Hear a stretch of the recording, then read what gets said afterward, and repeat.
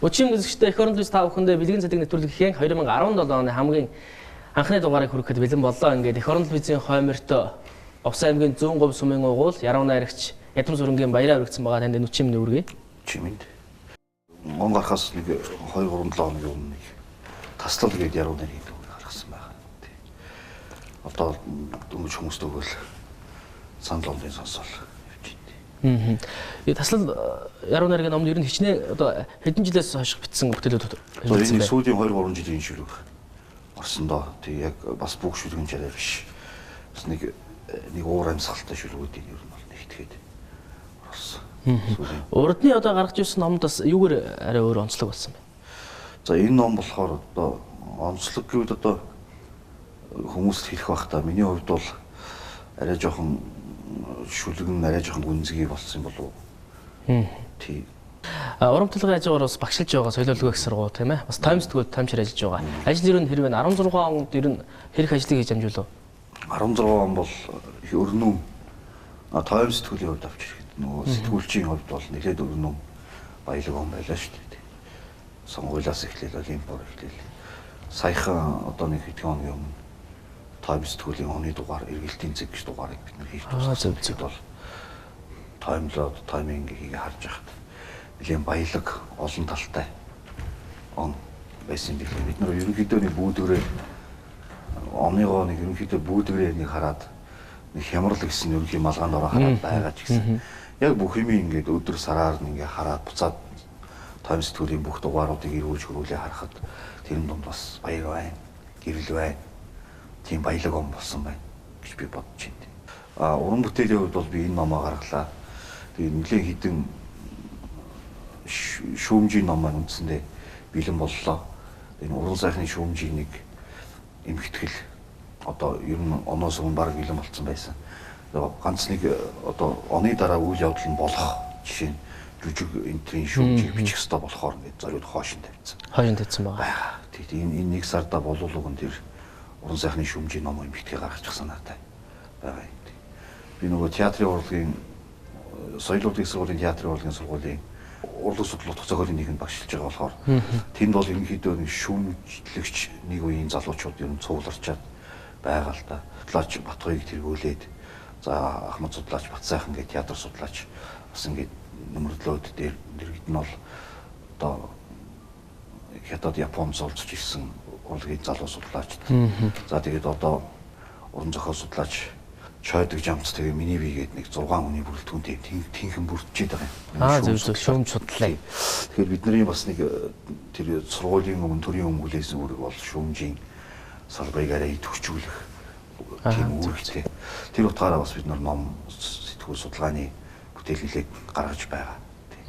Тэрнийхээ хүрээнд бас одоо тун удахгүй шүүмжийн номыг гаргах санаатай байна. Хоёр ном. Ер нь бол уран сайхны шүүмжийн нэг ном бэлэн болцсон байгаа. Цаана бас нэг хэд номын юу төлөвлөгөө материал байгаа. Тийм цааш хийгдэх ажил. Яруу найрагт шүүмж гэдэг зүйлээр ямар үүрэг оролцоотой юм бэ? Заавал шүүмж юу байх хэрэгтэй? Яруу найраг утга зохиолын шүүх гэдэг нөгөө зүйл чинь өөрөө их эртний одоо харигс бурангүй зүйл болж явчихж байгаа. Хуучны юм үед бол тодорхой хэмжээнд шүүмж байсан. Шүүх, уран зохиолыг шүүх нөгөө ангич намч байр суурийн үднээс шүүх. Юу бол угаасаа хэрэгцээ угаасаа байлаа л да. Орчин үед уран зохиолыг шүүх ямарч боломжгүй болсон сэтгэлгээний хэрэгжүүлэлт тунх гэсэн тийм. Бид нар чинь арчилсан хувьсгал гаргаад 26 жил өнгөрсөн. Бид нар сэтгэлгээний хэрэгжүүлэлт нэлээд мэдрээд тэрэндээ дасчиж. Тийм болохоор шүүх боломжгүй юм л да. Харин энэ шүүхээсээ илүү шинжилгээ, задлан шинжилэл гэдэг юм уу тийм. Уран зохиол шинжилэл, уран зохиол судлал гэх мэт. Түүний гүнд нэвтрэх. Тийм утгаар нь уг нь энэ шүүмжийн бичвэрүүдийг ойлгох хэрэгтэй гэж би боддог юм. Зөв. Манайхан одоо шүүмж гэдэг нэрнээс нэг татгалзмаар байгаа юм. Юм нэрнээсээ болдог гэдэг шиг тэгээд ойлгоцсон. Тэгэл ер нь бол юмны сүүдэртэй талын заавал олж харах хэрэгтэй. Нэг юм ном байлаа гэхэд заавал эндээс нэг муу юм олж харах хэрэгтэй юм шиг те. Ойлгоод идэх хүмүүс те. Ойлгоод уншигчдэн ч тэгж ойлгодог, бичиж байгаа зарим хүмүүс юм шиг ер нь тэр утгаар нь асуудал хандаа болдог тийм. Нэг тийм гажиг манай юунд байна л да. Хувь хүмүүсээс болоод байгаа биш. Ерөнхийдөө хандлагын асуудал явандаа засагдж байгаа. Одоо ч засагдж байгаа юм. Хандлагын асуудал гэж би боддог юм.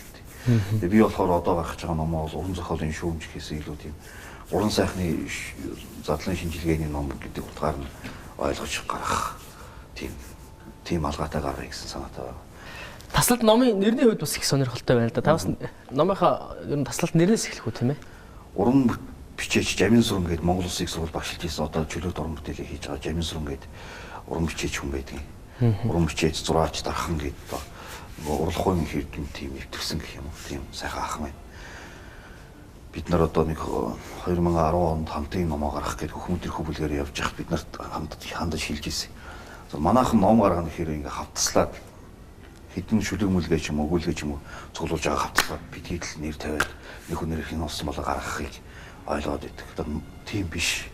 Ер нь бол ном бүтээх процесс өөрөө их тусдаа тийм бас их хөндлөштэй ч юм уу тий тусгай чулуудлах хөстэй ч номын зургнаас эхлэж ч юм уу тий дизайнаас эхлэж ч юм уу дотоод чимэглээс эхлэж ч юм уу зүгээр дотор агуулгыг хараад өмнөх үг бичээс ч юм уу эхлээд ном бүтээх процесс маань ном бичих процесстэй адилхан үйл явдал уцтай адилхан хүндэх ёстой асуудал байд юмаа гэж бид нар хэлж ирсэн. Тэгээд энэ номыг болохоор ерөнхийдөө манай найзууд л гаргасан. Би бол шүлгүүдээ имхлээл нэг 100 гаруй шүлгээс имхлээл нэг 80 гаруй шүлэг бичээл орхисон. Тэгээд энэ дизайнер энэ Times төгөлийн дизайнер Жавхлан гэдэг найз маань энийг ерөнхийдөө базаад ингээд хийж өгсөн. Зураг чимэглэл дээр нь бол манай Монгол судраг хэвлэлийн газрын зураач Төрмөнх гэж залуу миний зургийг хийж зурж өгсөн. Тэгээд номныхаа гадрыг нь бол одоо Монгол Улсын урлагийн гавьяас зүтгэлтэн зүлтмийн мөнгөчин гай 2005 онд гарсан үзэсгэлэн дээр нь тавигдчихсэн. Энэ зураг ашиглах зөвшөөрлийг өгсөн. Ингээд найз нөхдийн маань дэмжлэгээр л одоо миний гар их оролцохгүй шүлгүүдийн минь аваад ингээд илүүлээд тавиад гаргасан. Тэгээд таслал гээд нэрийн хувьд бол юу ер нь бол өгүүлбэрт нэг утгад хэсэг явж байгаа тэр утгад хэсэг дуусаад дахиад нэг шим утгад хэсэг төгсдөг явдаг шүү дээ хэлдэг. Тэр хооронд бол цэг тавьчихгүй цаашаа өргөжлүүлэх өгүүлбэрийн донд бол таслал тавьдаг тийм. Дэлхийн хаанч тавьдаг. Тэр утгаар нь яг тэр шууд утгаар нь л тавьсан. Уран бүтээлдээ тавьж байгаа таслал юм уу? Амьдралдаа тавьж байгаа таслал юм уу? Хүн өөрөөр ойлгох байх. Тэг би ямар нэг байдлаар энийг таслал маягаар л хүмүүст ойлгуулахыг хүссэн. Тийм санаа. Өөр бас нэг ном байна тийм ээ? Энэ номыг бол өнөөдөр яах гэж хичээсэн гэхээр зүгээр энэ ном би нэг сүртэй гар үе оролцоогүй. Зүгээр танилцуулах үүднээс авчирсан юм байна. Төрийн шагналт зохиолч Дархаагийн нуруугаа одоо 1970-аад оноос одоо хүртэл Монголын уран зохиолд маш том үүрэг гүйцэтгэж байгаа Дархаагийн нуруугаа уран бүтээлийг Tata Publishing гэдэг хэвлэлийн компанийн залуус шилмэл бүтээлүүдийг нь одоо шилж сонгож ингэж үзэгч залуучуудын гарт одоо хүргээд одоо бараг оны өмнө л нэг одоо нөгөө 29-ний том баярын өдөр тусгаар тогтнолын баярын өдөр гарсан. Зөв дэлгэцэнд мөнгөрсөн бүтээлээс бас зохиол байгаа юу? Энэ дотор мөнхийн дуудлага гээд одоо Батүлзийн найруулагчийн бүтээл Зүрхэн шимсэн үг гэдэг кино байдаг. Тэрний их зохиол мөнхийн дуудлага байгаа.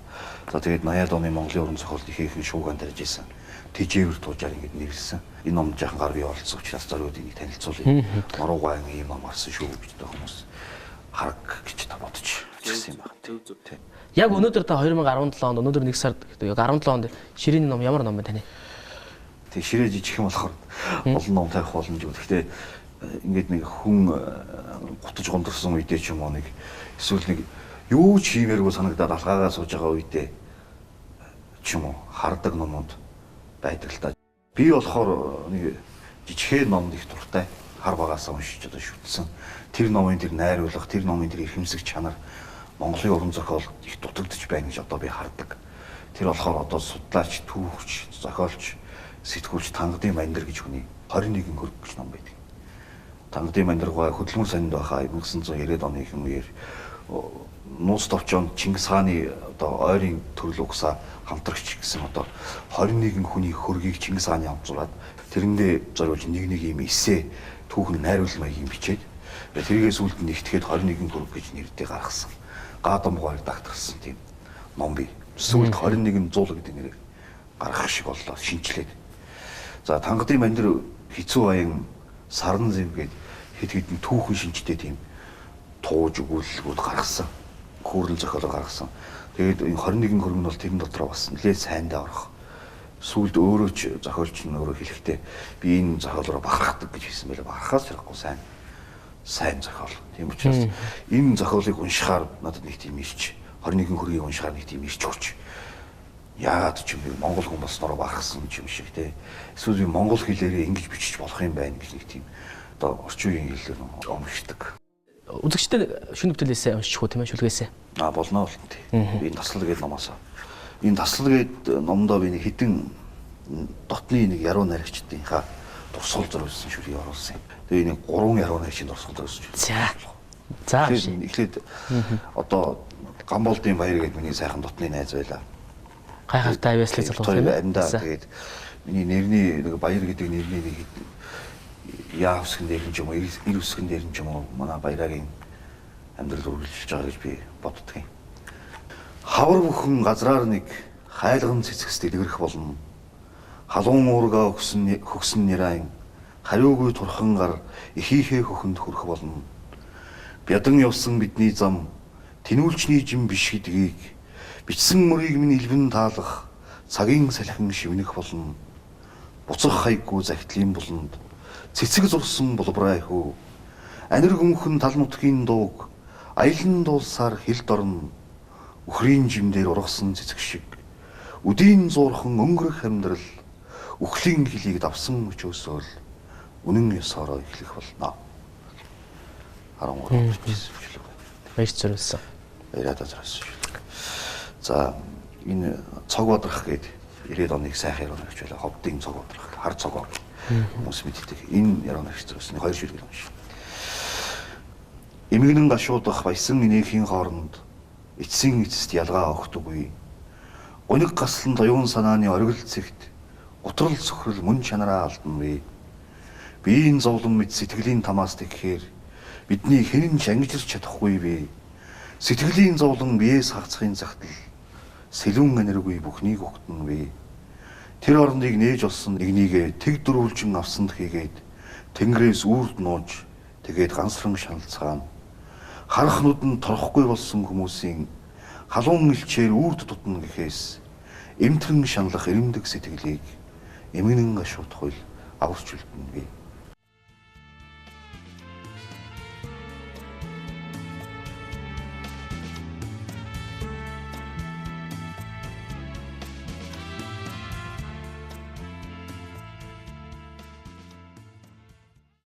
Монголын зохиолчд яруу найрагчдад дэлхий яаж харж байна? Уран зохиол бол тогтмол ойлголт гэж би боддог. Нөгөө блокийн хэлсэн алдартай яруу найраг бол тогтмол хэмжигддэг. Уран зохиол хөгждөг байхаа. Уран зохиол оршин байдаг байх. Мэдээж Монголын уран зохиол бол энэ Нуруугай номны өмтгөл дээр нэг санаа байгаа юм. Эртний түүхт Монголын уран зохиол хизээд шинжлэгч сэтгэгчдээр дутаж байсангүй гэж. Монголын уран зохиол эртний түүхт уран зохиол. Уран зохиолыг одоо судлаач Буян Заяагийн Монголын уран зохиолын эртний уран зохиолын түүх гэдэг номонд нэг гоё санаа бий. Уран зохиол хэр эртнийх вэ? Тухайн үндэстний уран зохиол хэр эртнийх вэ гэдгийг ертөнц үүссэн домогтой хэсгээр нь шалгадаг. ертөнцийн хүмүүсийн домогтой одоо жишээ нь 7 нар хэрхэн үүссэн, нар хэрхэн үүссэн тухай эрхийн мэрэгний домгоос эхлээд ертөнцийн хүмүүсийн тухай маш баялаг домог одоо жишээ нь Цэдэн Содмогой номуудыг унших юм бол байгаа. Тэгэхээр Монгол бол эртний уран зохиол. Маш эртний түүхт уран зохиол. Энэ уран зохиол бол зөвхөн дорн биш, өрнөөр ингэ баяжсан баялаг уран зохиол. Тэгэхээр энэ бол дэлхий дээр оршин байгаа Францын уран зохиол оршин байдаг шиг, Америкийн уран зохиол оршин байдаг шиг, тэр Австралид нүүж очисон хүмүүсийн уран зохиол, энд тусны онцлогтой уран зохиол оршин байгаа шиг, Чингис хааны удамд монголчуудын дунд байгаа тэр уран зохиол нууц товч одоо хөгс удартайгаа тий оршин байгаа. Тэгээ энэ бол дэлхий дээр яг ижил тэгш оршин байгаа хэл соёл уран зохиол гэж би боддог. Эрэл хийлэл зарим нэгэн сэтгэлгээний хувьд одоо дэлхийдээ хөл нийлүүлж явна уу гэвэл бидэнд бодох юм бэ. Тэгэхдээ энэ эрэл хэлбэрдлтийг юун дээр хийдэг юм байна л да. Хоосон усан дээр юм уу?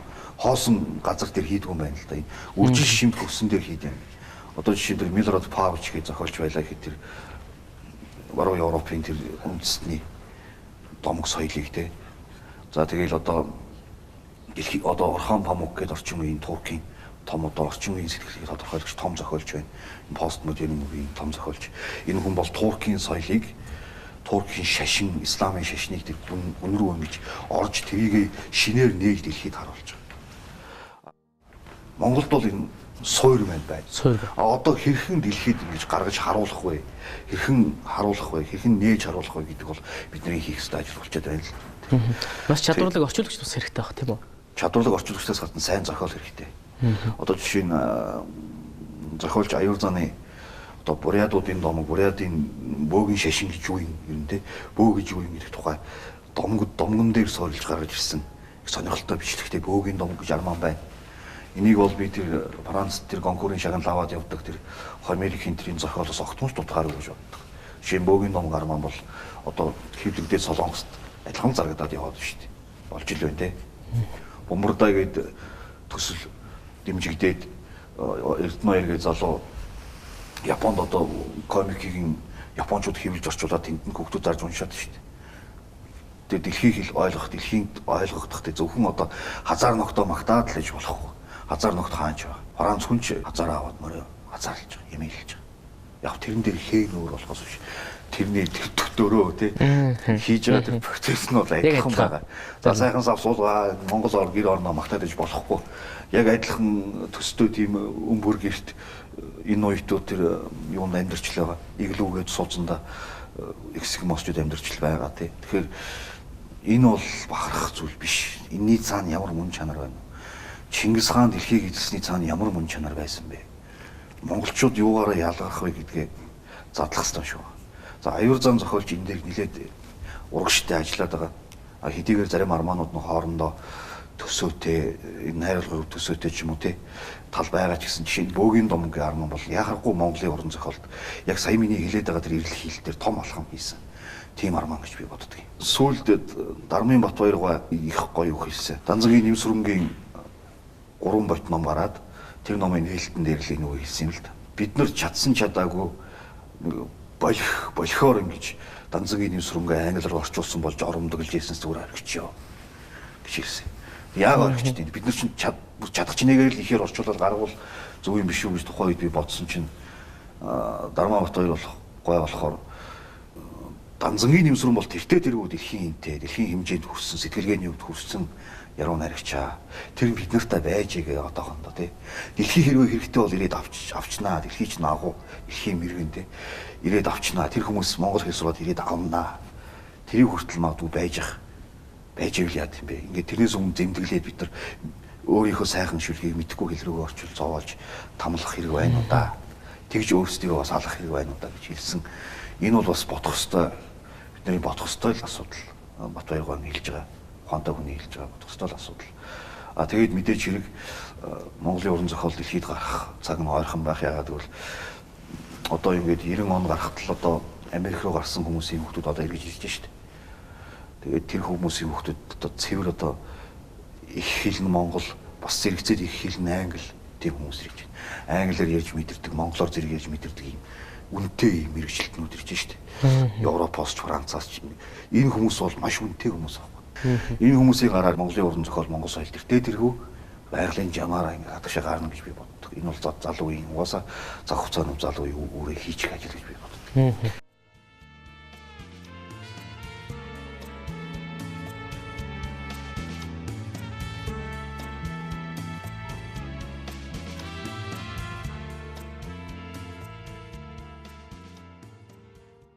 Увс аймгийн 100% сум бол хүйтэн үү? Увс аймгийн 100% сум тосон цэнгэл 2 Монголд рекорд тогтоосон. Агаартан хасах 57 градус хүрсэн Монголын рекорд юм. Хэдэн он бо 100% сум? За энэ ардчилстаас хойш шинэ зууны орчимд байх. Тий 2000-аад оны орчимд тийм рекорд тогтсон. 57 хасах 57 градус агаарт байсан гэсэн үг. Ер нь бол 100% сум чинь эсрэг циклоны төв гэдэг утгаараа Улаангомын тэр Улаангом 100% тэр ус нуурын хотгор бол ерөнхийдөө өвөлдөө нэг 40 хүрэх нь бол нэг цочтой байх юм биш шүү дээ. Хасах 40 тий 30 хасах 30 хэмийн хүүтэнд бол ер нь бол үлчирхэн ирчүүд бол нэг толгойн үцрэн л явж байдаг тийм. Тийм нутаг шүү дээ. Одоо бол яг ид хүүтэрч байгаа. Ид байгаа да тий. Ид хүүтэрч эхэлж байгаа тийм. Нутгаа дурсаад энэ шүлэг уншиж байгаа. За. Умрын тэнгэрт гэрэлтэх оддыг харнам. Тэр оддын дор төрсөн гэрмэн буй Зузаан ботын хуудас сэргэх шиг хуйлраа салхинд цас угалзран буй дулаан хүнжилдөө эрх дүүмэн зуныг зүүдлэн орсож буй илч өгсөн галын гэрэлт өнийн толгой улалцсан буй ижи аавын орны хөлөөр илгэн госон тушилдан буй гинэн цагийн гэрэлтэд орсомж гинтээр сэтгэлд жавар сийгүүлж Умрын тэнгэрт хэрэлдэх оддыг ордурдаас шунаглан ширтнэм тэр оддын дор төрсөн гэрмэн буй инээд хөөрийн минь суурай шингэсэн банзан хашааны хөлд овоох цасан дунд их л багада тарсан улянгарын минь идэрхэн би гэрэлтэн буй. Гэр орноос сонсон шүлэг одоо яг манай нутагт бол жинхэнэ хиймэр сэргмэр хөтөн байгаа та. Ер нь энэ яруу найрагч хүмүүс миний бодлоор шүү. Одоо ингээл ер нь түүхийг харж байхад сонгодог ч юм уу те Монголын яруу найрагч ч юм уу ер нь түүхийг явуулж усын он цаг үед яруу найрагч намтрыг уншихаар хэцүү намтартай хүмүүс байдаг. Нэг өсөндөө одоо нэг лаар ингээд ирвэхээ дайраад дэвш гэрэл рүү дайрсаар байгаад өөрсдөө шатчихдаг ч юм уу. Гэхдээ ер нь бол бас тийж бодож авсан цаг байна. Гэтэ одоо ингээд хараад байхад сайхан ч амтэрс яруу найрагч байна л. Одоо жишээ нь Англи энтрийн том яруу найрагч бол юм бас гайгүй алдар хүндээ бас амьд сэрүүндээ хүрээд бас гайгүй амьдсан хүмүүс байна. Тийм байна. Тэр нь цөөх юм. Ер нь бол жишээ нь Францын одоо дэлхийн яруу нарыг өөрчилсөн символизмын эцэг Шарл Бойдер бол овоо гайгүй хөрөнгөтэй мөртлөө өөрөө муу амьдсан юм шиг харагддаг жишээ нь тийм. Гэтэл Артур Римбо гэдэг хүн бол тархи сотод хөлөө олохгүй явсаар байгаа л үсэн юм шиг харагдана тийм. Хувь тавилангаа хизээч чамладгүй хүмүүс бол яруу найрагчд байх. Тийм. Монголын яруу найрагч бас тохиод. Монголын яруу найрагч бас одоо Чойноос эхлээл эдэртэй хувь тавилантай хүмүүс байна л да. Яагаад гэвэл энэ яруу найраг гэдэг өөрөө сэтгэлгээний эрх чөлөө төв байж бүтдэг зүйл. Огт эрх чөлөөгөөр яруу найраг бичиж байгаа бол худлаа асуудал. Сэтгэлгээний эрх чөлөөтэй байхаар үйлдэл нь дагаад эрх чөлөөлөх болно. Тэгэхээр дагаад зовдөг, дагаа хавчигддаг тийм юм байна. Хамгийн хүчрхэг яруу найрагчд ирээд оноос өмнө бол нэлээд зовж амьдэрсэн байдаг. Харин ер нь түүхэн мишгийн зэдэнд орж энэ төр бол зөвхөн сэтгэлгээгээ чөлөөтэй тавьснаас болж одоо нимбугийн нэмд орж мишгийн зэдэнд орж эренчний чойн гэх мэт яруу найрагчд бол сэтгэлгээний чөлөөтэй учраас хянагддаг учраас тэрийг ямар нэг тэр сэтгэлгээний эрх чөлөө хумсан нийгэм тэргүү жаазанда оруулна. Жаазанд оруулах гэж хичээн. Тэгээ жаазлагтаад ирэхээр яхааргүй тэр хүн одоо энэ амьдрал дээрээс юу гаргаж чал зовлонтой гаргаж чал. Гэхдээ тухайн үедээ мишгийн зэдэнд орж байгаа би зовоодлаа. Би үхээ хатлаа гэсэн мишгийн зэдэнд орж 9 төвөр байдаг гэж ярьдаг баха. Тэрэн дотор тэр олон төврүүд дотор нэг ч уйлан гассан юу байхгүй. Мөр байхгүй. Нэг үүр цүрээр өглөө нийшүүлэг байдаг. Морио унаад би хөтөл дээр ганцаараа л гарчээ. Морин туурайн чимээнэр чиний нар гарсангүй гэдэг нэг мөр байдаг. Морио унаад хөтөл дээр мишгийн зэдэнд орж ганцаараа л гарсан. Морин туурайн чимээнэр Монголын нар харамсалтай гараагүй байсан. Дэлхий дээр гараад тэр хүн дэлхийн Walt Whitman гэх модернист яруу нарыг хартсан, уншсан дэлхийн бүх яруу нарчтай найз нөхөр тийм дэлхийн хэмжээний хүн байж л тэр хүн болохоор яг тэр шүлгэндээ бол хамгийн зовлонгой шингээсэн шүлэг нь бол тэр шүлэг гэж би боддог. Яг жинхэнэ одоо түүхэнд үлддэг яруу нарчт маань жин эрэлхэх одоо тийм сэтгэлгээгээс уралдгүй тийм хүмүүсийн бодлого юм л өчнөө магтан тулгчд бол байсан. Байсан тийм ээ. Гэтэл тэр энтгийн их магтанд ордны шүлэгчдээс галидаас л үлдсэн байна тий. Тэгэл ингээ явхаар тэгэл 19-р зуунд байсан тэр Парист үүмжсэн Шорон мянган яруу найрагчаас Шарл Бойдлер, Артур Римбо, Малрами гурвал үлдсэн байх жишээ нь тий. Тэгээ энэ бол тэр нөгөө өөрийгөө батлах гэж хүмүүстэй тэрсэлдэж явахдаа нэлээд тийм адармаатай хувь тавилан туулд юм байна л. Энэ бол баатарлаг хувь тавилан. Түүнээс биш энэ бол гониж готрох хувь тавилан биш. Шүү тий. За нэвтрүүлэгт орсон бүх хүн бас эх орон гэсэн төвөр дээр маань өөрийнхөө бүтээлийг бичүүлдэг. Одоо яг өөрийнхөө одоо гар бичмээр бичүүлдэг. Хожимо энэ бас бэлгийн цэцэд өргөцсөн одоо эрхэм зохиолчдын маань үеийн одоо зохиолчдын маань бүтээл ном болж гарах юм. Хамгийн сүүлд сая 5 сургуу орсон юм байна энэ. Тэгэл араас нь таарж байгаа юм байна. Тэгэл 5 сургуу орсныг сайхан үг хэлсэн сая нэвтрүүлэгт дундуур яруу найрагчтай бол алдаа нь хүртэл үнэн байдаг. Тэг масакгүй хүмүүс энэ нийгэм ингэж хэлсэн. Тэр надад бас их сайхан санагдаж байлаа. Тэгэхээр энийг тань дээр бас төвтөр дээр маань өөрийнхөө бүтээлээс ямар ч одоо бүтээл байж болно. Тэр бол өөрийнхөө одоо шинэ зохиож байж болно. Өөрийнхөө сэтгэл зүрхэнд хоногшуулсан бүтээлээс үж болно.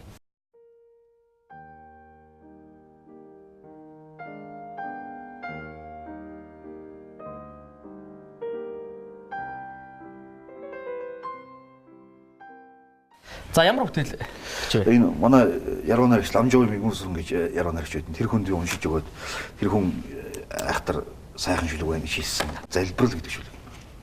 Богино хон шүлэг. Төрсөн нутаг минь миний төөрөх тавилан залж, өрсөн ирэх зовлонг, өрсөн дарж хайрал.